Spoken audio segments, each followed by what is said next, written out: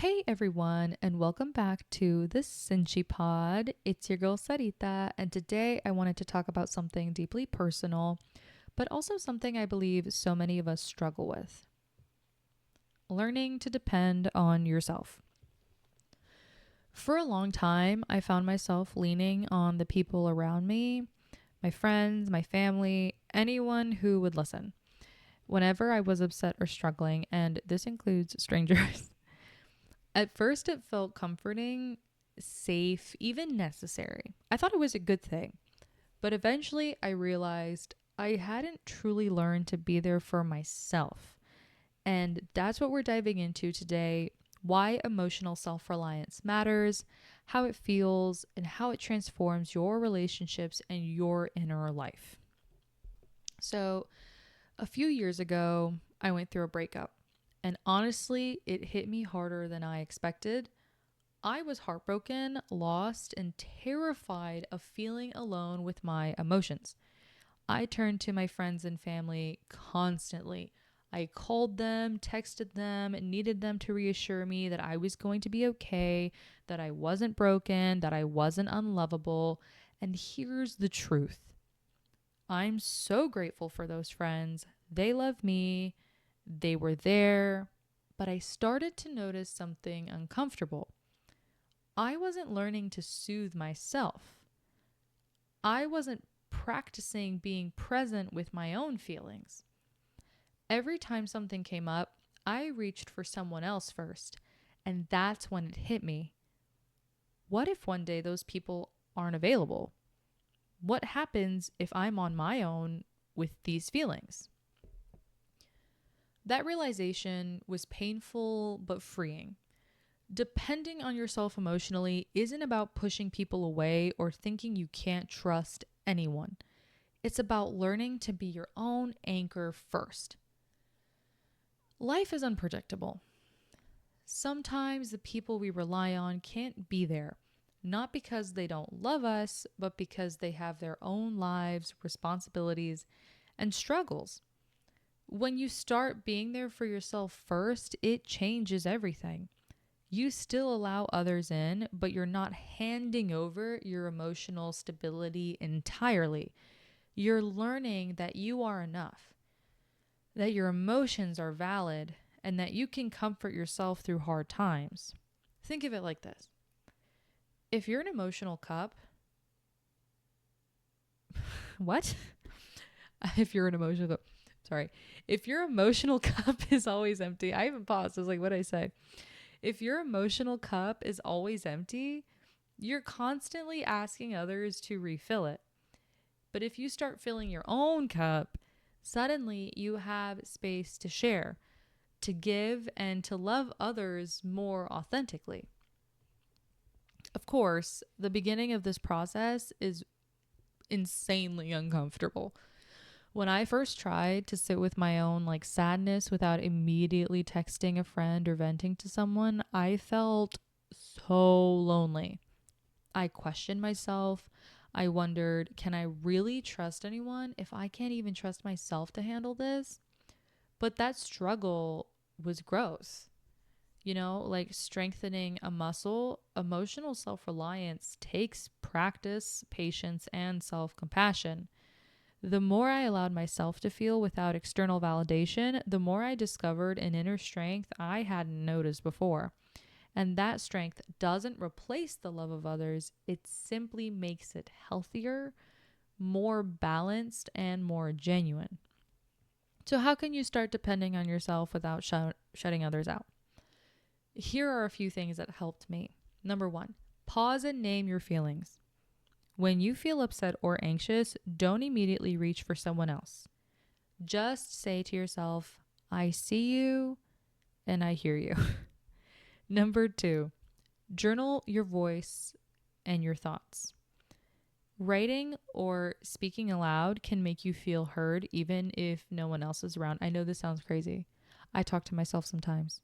That is how I self regulate.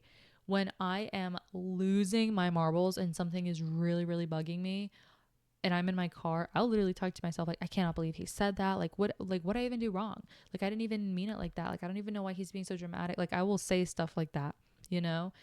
Um, and if I can't be in a place where I can talk to myself, I'll write it down. I will go out of my way to go on my laptop and start basically writing down a digital diary. I have one.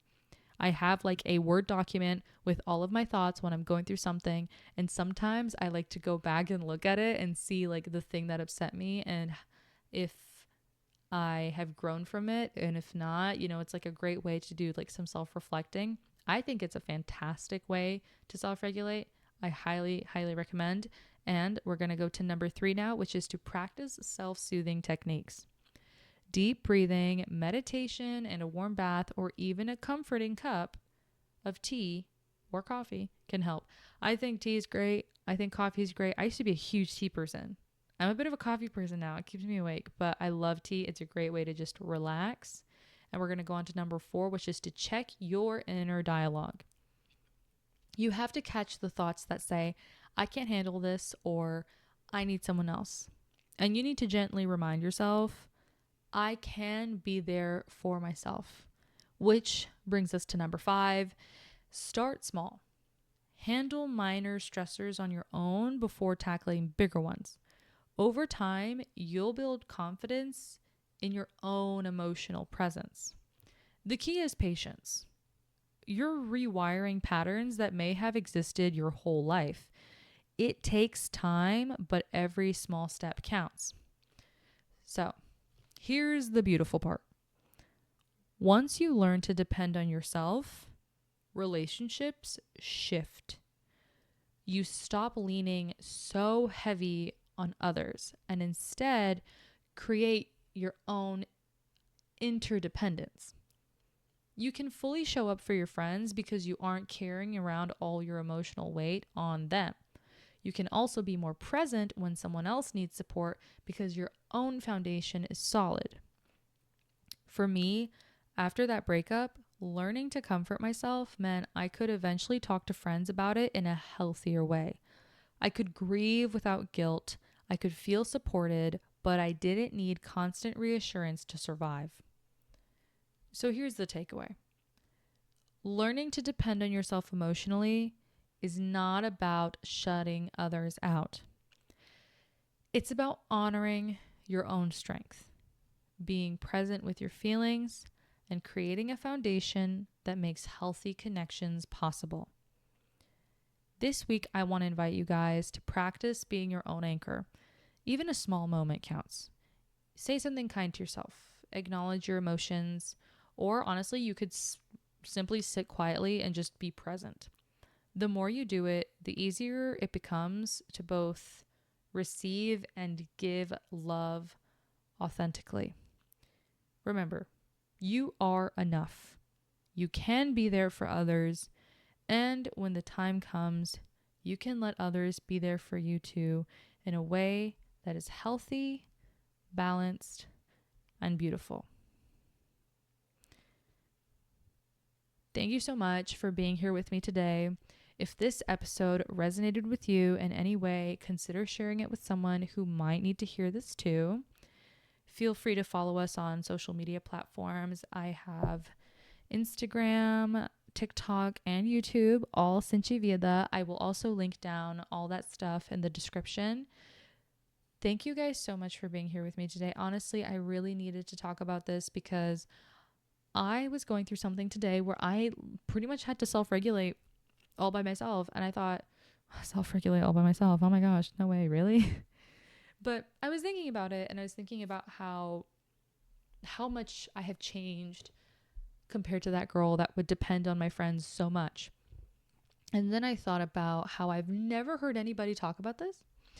I listen to a lot of podcasts as well. So this isn't like the first time I've learned how to do a wellness thing. This is my first time doing it on my own, but like hearing podcasts and how they work, I have never actually heard someone talk about relying on themselves. It's usually about nice self-care things and other fun stuff. And maybe it's out there and I just haven't seen it, but I wanted to do it for myself and for some girlies out there who might need to hear this. And maybe on a day where I'm feeling really down and I needed to hear some reassurance, I can get it from right here by myself with myself. Anyways, thank you guys so much for joining me today. Thank you so much for spending this time with me. I hope that I can help you honor your strength, and in doing so, you can have deeper, healthier connections with the people you love. Thank you so much, and I will see you in the next one.